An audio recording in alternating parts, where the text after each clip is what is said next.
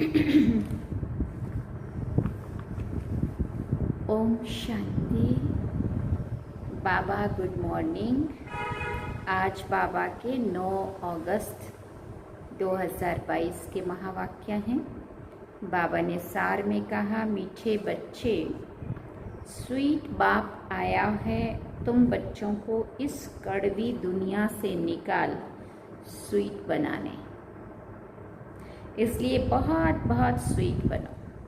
Sweet बाप आया है तुम्हें इस कड़वी दुनिया से निकाल कर स्वीट दुनिया में ले जाने, स्वीट बनाने, इसलिए बहुत बहुत स्वीट बनो। बाबा ने प्रश्न पूछा, अभी तुम बच्चों को इस पुरानी दुनिया से नफरत क्यों आई है? तो बाबा ने उत्तर में कहा, क्योंकि ये दुनिया कुंभी पाक नरक बन गई है, इसमें सब कड़वे हैं।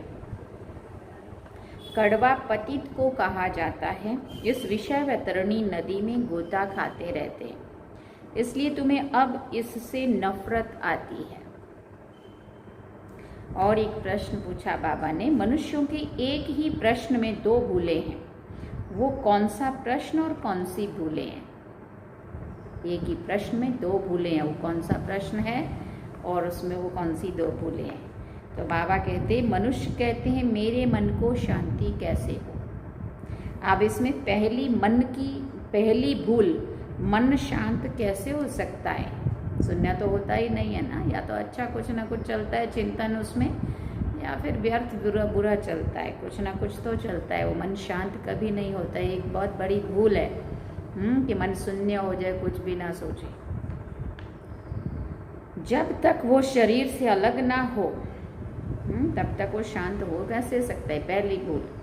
दूसरी भूल, जबकि कहते हैं ईश्वर के सब रूप हैं, परमात्मा सर्वव्यापी है, फिर शांति किसको चाहिए और कौन दे? दोनों ही बात। ओम शांति। तुम बच्चे जानते हो शांति धाम से बाप आया हुआ है और बच्चों से पूछते हैं किस विचार में बैठे हो। तुम जानते हो बाप स्वीट होम शांति धाम से आए हुए हैं, सुख धाम में ले जाने के लिए। बाप कहते हैं अब तुम अपने स्वीट होम को ही याद कर रहे हो या कुछ और भी याद आता रहता है? पूछ रहे हैं बाबा। ये दुनिया कोई स्वीट नहीं है, ये बहुत कड़वी है। कड़वी चीज दुख देने वाली होती है। बच्चे जानते हैं अब हम स्वीट होम में जाने वाले हैं। हमारा बेहद का बाप बड़ा स्वीट है ना? स्वीट। बाकी और जो भी बाप है इस समय बहुत कड़वे पतित छी हैं। ये तो है सभी बेहद का बाप, सभी का बेहद का बाप। अब किसकी मत पर चलना है? बेहद का बाप कहते हैं, बच्चे अब अपने शांति धाम को याद करो और फिर साथ में सुख धाम को भी याद करो। इस दुख धाम को भूल जाओ। इनको तो बहुत कड़ा नाम दे दिया है, कुंभी पाक नरक, जिसमें विषय वैतरणी नदी बहती है। वो फिर वो वाली नदी समझते। बाप समझाते सारी दुनिया ही विषय वैतरणी नदी है, विष से विकारों से भरे हुए लोग सब इस समय दुख पा रहे हैं, इसलिए इससे नफरत होती है। बहुत गंदी दुनिया है, इससे तो वैराग आना चाहिए। जैसे सन्यासियों को वैराग्य आता है घर बार से, समझते हैं स्त्री नागिन है, घर में रहना गोया नरक में रहना, गोता खाना, ऐसा कहकर छोड़ जाते हैं। यूं तो दोनों ही नरक के द्वार हैं। उनको घर में अच्छा नहीं लगता है, इसलिए जंगल में चले जाते हैं। तुम घर बार छोड़ते नहीं हो, घर में रहते हो। ज्ञान से समझते हो। बाप बच्चों को समझाते हैं ये विषय वैतरणी नदी है, सब भ्रष्टाचारी बनते रहते हैं। अभी तुम बच्चों को शांति धाम में ले चलेंगे, वहां से तुमको क्षीर सागर में भेज देंगे। सारी दुनिया से वैराग्य दिलाते हैं, क्योंकि इस दुनिया में शांति नहीं है। सभी मनुष्य मात्र शांति के लिए कितना माथा मारते रहते हैं। सन्यासी आदि कोई भी आएंगे, कहेंगे मन को शांति चाहिए, अर्थात मुक्ति धाम में जाना चाहते हैं। प्रश्न ही कैसा पूछते, मन को शांति तो हो नहीं सकती, मन शांत तो हो नहीं सकता जब तक आत्मा शरीर से अलग ना हो। एक तो कहते हैं ईश्वर सर्वव्यापी है, हम ईश्वर के रूप हैं, या फिर ये प्रश्न क्यों, ईश्वर को शांति क्यों चाहिए, वो तो है ही शांति का सागर। एक तरफ कहते हैं परमात्मा सर्वव्यापी है, सबके अंदर है, और फिर कहते हैं मन को शांति चाहिए। तो अगर परमात्मा अंदर बैठा है तो फिर किसको शांति चाहिए? क्या परमात्मा अशांत है? बाप समझाते शांति तो तुम्हारे गले का हार है, तुम कहते हो हमको शांति चाहिए, पहले तो बताओ कि हम कौन, किसको चाहिए शांति? आत्मा अपने स्वधर्म और निवास स्थान को भूल गई है। बाप कहते हैं तुम आत्मा शांत स्वरूप हो, शांति देश की रहने वाली हो, तुम अपने स्वीट होम और स्वीट फादर को भूल गए हैं। भगवान होता ही है एक, भक्त हैं अनेक। भक्त तो भक्त है, उनको भगवान कैसे कहेंगे? भक्त तो साधना प्रार्थना करते हैं हे भगवान, परंतु भगवान को भी नहीं जानते हैं, इसलिए दुखी बन पड़े हैं। अभी तुम समझ गए हो कि असल में हम शांति धाम के रहवासी थे, फिर सुख धाम में गए, फिर रावण राज में आए हैं। तुम ऑल राउंड पार्ट बजाने वाले हो। पहले तुम सतयुग में थे, भारत सुख धाम था, अभी तो दुख धाम है। तुम आत्मा ही शांति धाम में रहती हो, बाप भी वहाँ ही रहते हैं। बाप की फिर महिमा है पतित पावन ज्ञान का सागर है, पावन बनाते हैं ज्ञान से, ज्ञान का वो सागर है, इसलिए ही उन्हें पुकारते हैं। इससे सिद्ध है ज्ञान यहाँ ज्ञान नहीं है। जब ज्ञान सागर आए, उससे ज्ञान नदियाँ निकले, तब ज्ञान स्नान करे। ज्ञान सागर तो एक ही परमपिता परमात्मा को कहा जाता है। वो जब आए, बच्चे पैदा करे, फिर तब ज्ञान उनको ज्ञान मिले और सद्गति हो। जब से रावण राज्य शुरू होता है, तब से भक्ति शुरू हुई, अर्थात पुजारी बने। अब फिर तुम पूज्य बन रहे हो। पवित्र को पूज्य और पतित को पुजारी कहा जाता है। सन्यासियों को फूल चढ़ाते हैं, माथा टेकते हैं, समझते हैं वो पावन है, हम पतित हैं। बाप कहते हैं इस दुनिया में पावन कोई हो ही नहीं सकता, ये तो विषय वैतरणी नदी है। क्षीर सागर विष्णुपुरी को कहा जाता है। क्षीर सागर कहा तो फिर उन्होंने वो वाला दूध का खीर का बना दिया जहाँ तुम राज्य करते हो। बाप कहते हैं बच्चे अपने को आत्मा समझो और स्वीट होम को याद करो। कर्म तो करना पड़ता है ना, पुरुषों को धंधा धोरी, माताओं को घर संभालना पड़ता है। ये तो तब के ज़माने की बात है। अभी तो माताएं भी नौकरी कर रही हैं, भाई भी कर रहे हैं, घर भी दोनों मिलके संभाल रहे हैं और बाहर का भी दोनों कर रहे हैं। तुम भूल जाते हो, इसलिए अमृत वेले का टाइम बहुत अच्छा है। उस समय याद करो, सबसे अच्छा समय है अमृत वेले का, जबकि दोनों फ्री हैं। यूँ तो शाम को भी समय मिलता है, परंतु समझो उस समय कोई थके रहते हैं। अच्छा भले आराम करो, सवेरे उठकर याद करो। हम आत्माओं को बाप आए हैं ले जाने। अभी 84 जन्मों का पार्ट पूरा हुआ। ऐसे ख्यालात करने चाहिए। तुम्हारा सबसे अच्छा कमाई का समय सवेरे है।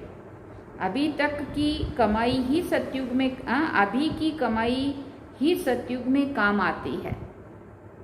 अभी जो पुरुषार्थ करेंगे वही प्रारब्ध के रूप में बाबा कहते हैं सतयुग में तुम्हारे साथ आने वाला है। अभी तुम बाप से वर्षा पाते हो, वहाँ धन की कोई तकलीफ नहीं होती, कोई फिक्रात नहीं। बाप तुम्हारी इतनी झोली भर देते हैं जो फिर कमाई के लिए फिक्र नहीं रहता है। यहाँ मनुष्यों को कमाई की कितनी फिक्रात रहती है। बाबा 21 जन्मों के लिए फिक्रात से छुड़ा देते हैं। तो सवेरे सवेरे उठकर ऐसे ऐसे अपने से बातें करो। हम आत्माएं परम धाम की निवासी हैं, बाप के बच्चे हैं। पहले पहले हम स्वर्ग में आते हैं, बाप से वर्षा लेते हैं। बाप कहते हैं 5000 वर्ष पहले तुम कितने माला माल थे। ये भारत स्वर्ग था। गीत सुना, भारत पहले भी सोने की चिड़िया है, भारत फिर भरपूर बनेगा, कोई नहीं कमी रहेगी। इतना अच्छा गीत है। बाबा कहते भारत पहले भी भरपूर था, माला माल था, फिर भी बनेगा। ये भारत स्वर्ग था। अब तो नरक दुख धाम है।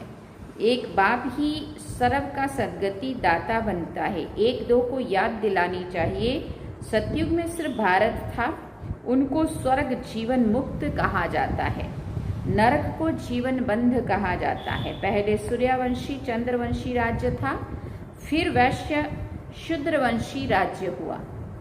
आसुरी बुद्धि होने के कारण मनुष्य एक दो को दुख देते हैं। हर एक लौकिक बाप भी बच्चों का सर्वेंट बनते हैं, विकार में जाकर बच्चे पैदा करते हैं, उन्हों की फिर संभाल करते हैं, फिर उन्हों को नरक में धकेल देते हैं। जब वो विषय वैतरणी नदी में गोते खाने लगते हैं तो इसमें बाप खुश होते हैं। तो भोले हुए ना, वो समझते हमने तो हमारी जिम्मेवारियाँ पूरी की, बहुत अच्छा काम कर दिया, एक जिम्मेवारी उतार दी। ये पारलौकिक बाप भी भोला है, बच्चों का सर्वेंट है। वो लौकिक बाप बच्चों को नरक में डाल देते, ये शांति धाम स्वर्ग में ले जाते हैं। सुना कितना फर्क है। मेहनत तो करते हैं ना, कितना भोला है, अपना परम धाम छोड़कर आए हैं। देखते हैं आत्माओं की कितनी दुर्गति हो गई है। मेरे को गाली देते रहते हैं, मुझे जानते नहीं है। वो समझते हैं वो महिमा कर रहे हैं। वो तो पत्थर ठीकर में है, वो सर्वव्यापी है, वो कण कण में है, वो तेरे में है, वो मेरे में है, वही मैं हूँ, वही मैं, हाँ मैं ही वो हूँ, शिवो हम, क्या क्या बोलते हैं। तो क्या कहते हैं वो अपने तरफ से वो उसकी महिमा कर रहे हैं। बाबा कहते मुझे गालियाँ देते रहते, मेरे रथ को भी गाली देकर कितने झूठे कलंक लगा दिए हैं। तुम्हारे पर भी कलंक लगाते हैं, श्री कृष्ण पर भी कलंक लगाते हैं, परंतु जब श्री कृष्ण गोरा है तब कोई कलंक लग नहीं सकता है। वो जितने भी कलंक लगे वो सतयुग में नहीं लगे, उस आत्मा के ऊपर अभी संगम युग पर बाबा को ब्रह्मा बाबा के रूप में माना। उस आत्मा श्री कृष्ण की आत्मा को जो भी कलंक लगे वो यहाँ जब सांवरा बनता है तब कलंक लगता है। जो गोरा था वही सांवरा बना है, इसलिए कलंक लगता है। गोरे पर तो कलंक लग ना सके।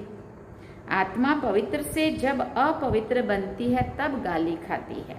ये ड्रामा बना हुआ है, मनुष्य बेचारे कुछ नहीं समझ सकते हैं, बहुत मूंझते हैं, पता नहीं ये किस प्रकार का ज्ञान है।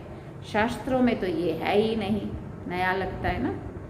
ये भूल गए हैं कि शिव शक्ति भारत माताओं की सेना ने क्या किया था, वंदे मातरम। जगत अम्बा को शिव शक्ति कहते हैं ना, उनके मंदिर भी बने हुए हैं, दिलवाड़ा मंदिर भी है। दिल लेने वाला तो एक शिव बाबा ही हुआ ना, ब्रह्मा भी फिर जगत अम्बा, और तुम कुमारियां भी हो, महारथी भी हैं, हूबहू तुम प्रैक्टिकल में हो। वो तुम्हारा जड़ यादगार कायम है, ये जड़ यादगार खत्म हो जाएंगे, फिर तुम सतयुग में होंगे। वहाँ ये यादगार आदि नहीं होते हैं। 5000 वर्ष पहले भी ऐसे बैठे थे, यादगार बना था। फिर सतयुग त्रेता में राज्य किया, फिर भक्ति मार्ग में पूजा के लिए ये यादगार बनते हैं। ब्रह्मा विष्णु शंकर को भी तुम जान गए हो। ब्रह्मा सो विष्णु सो ब्रह्मा, ब्रह्मा सो विष्णु 84 जन्म लगते हैं।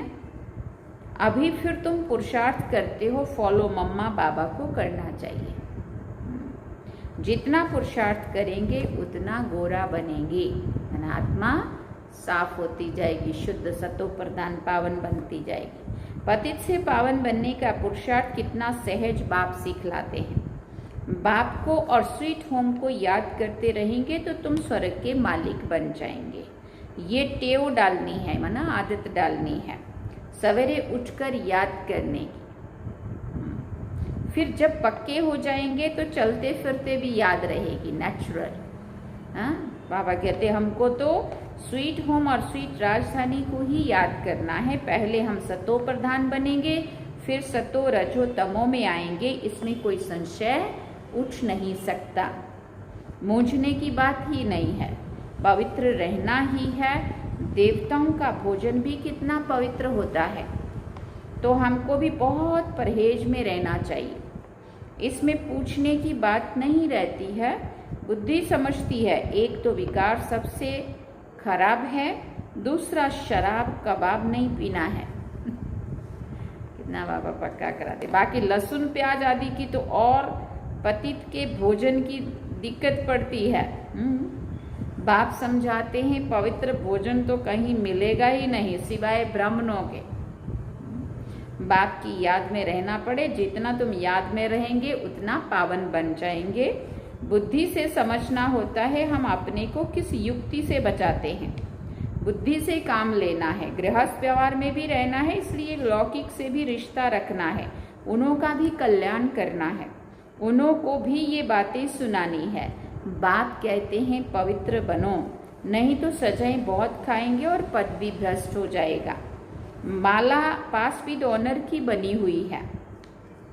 अभी सबके कयामत का समय है, सबके पापों का हिसाब किताब चुकतू होना है।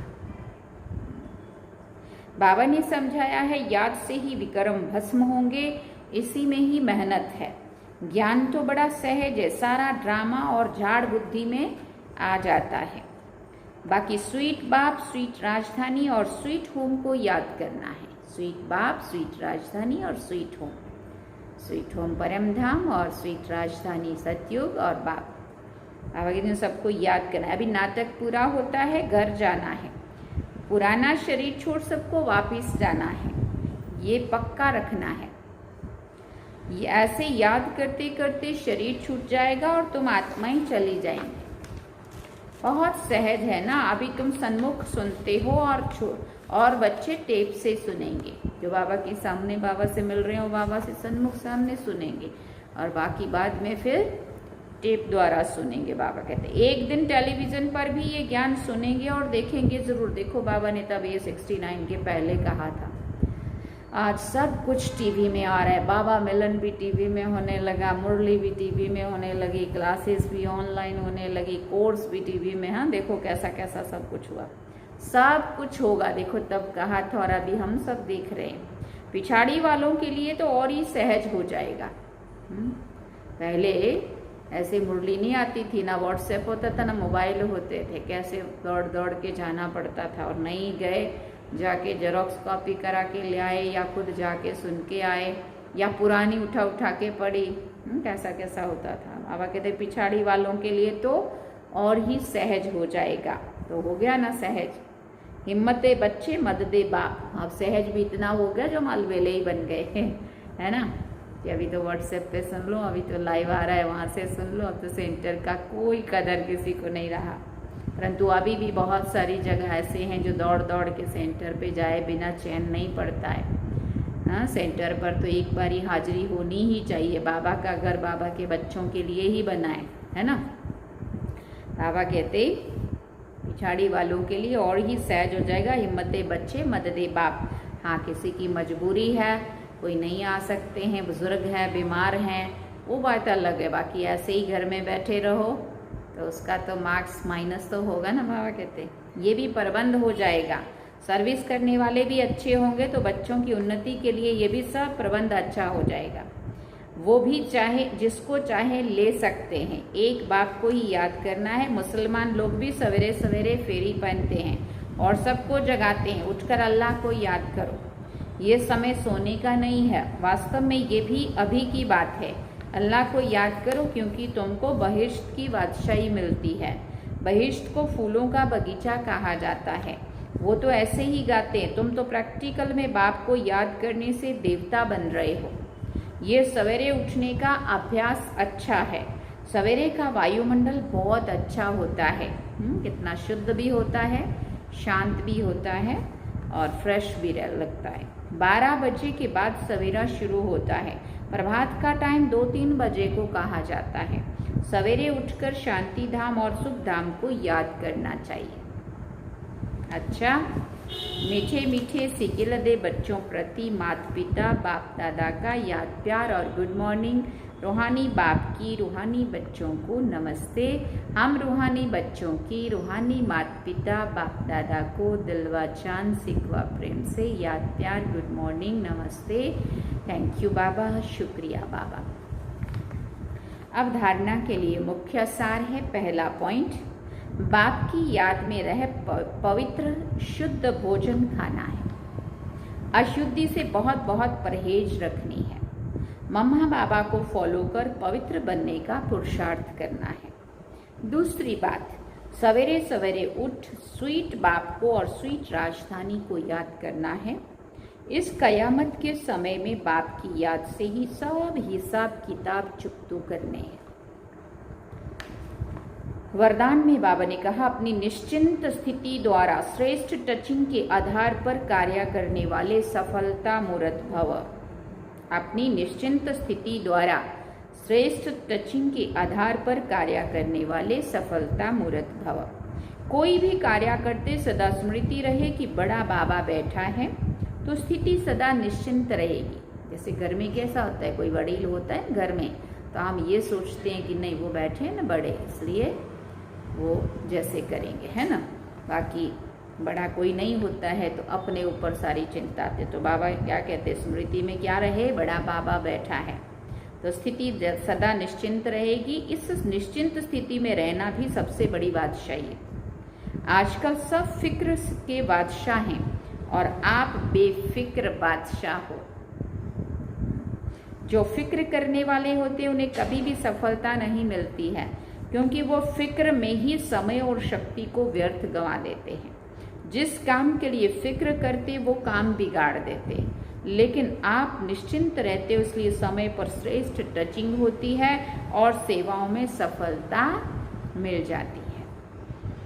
स्लोगन में बाबा ने कहा, ज्ञान स्वरूप आत्मा वो है जिसका हर संकल्प हर सेकंड समर्थ है।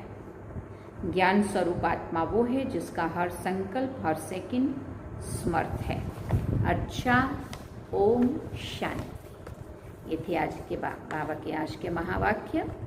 बाबा ने सार में कहा, मीठे बच्चे, स्वीट बाप आया है तुम बच्चों को इस कड़वी दुनिया से निकाल स्वीट बनाने, इसलिए बहुत बहुत स्वीट बनो। ये थे आज के बाबा के महावाक्य। हम बाबा को याद करेंगे।